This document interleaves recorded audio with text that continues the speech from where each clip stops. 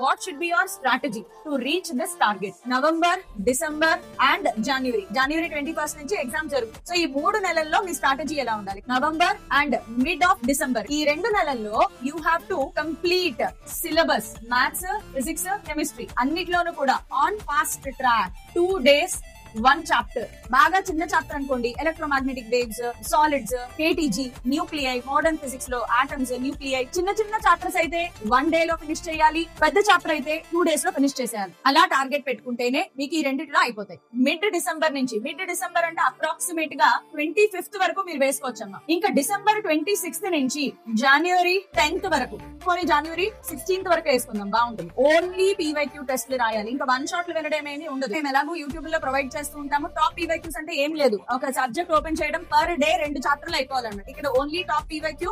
Every 5 days లో మీకు half portion syllabus అయిపోవాలి. ఇంకొక 5 days లో ఇంకొక హాఫ్ పోర్షన్ ఆఫ్ 11th, ఇంకొక 5 days లో హాఫ్ పోర్షన్ ఆఫ్ 12th, ఇంకొక 5 days లో, అంటే నువ్వు మొత్తం 20 days లో ఫస్ట్ ఇయర్, సెకండ్ ఇయర్ అయిపోవాలి. పార్ట్ టెస్ట్లు స్టార్ట్ చేయాలి. 5 చాప్టర్స్, 10 చాప్టర్స్ మీద టెస్ట్లు రాయడం రావాలి. ఇదంతా కూడా ఒక మొత్తం కలిపి కొట్టాలన్నమాట. డిసెంబర్, జనవరిలో మొత్తం కలిపి కొట్టాలి. ఇంక దీని తర్వాత సెల్ఫ్ ప్రిపరేషన్.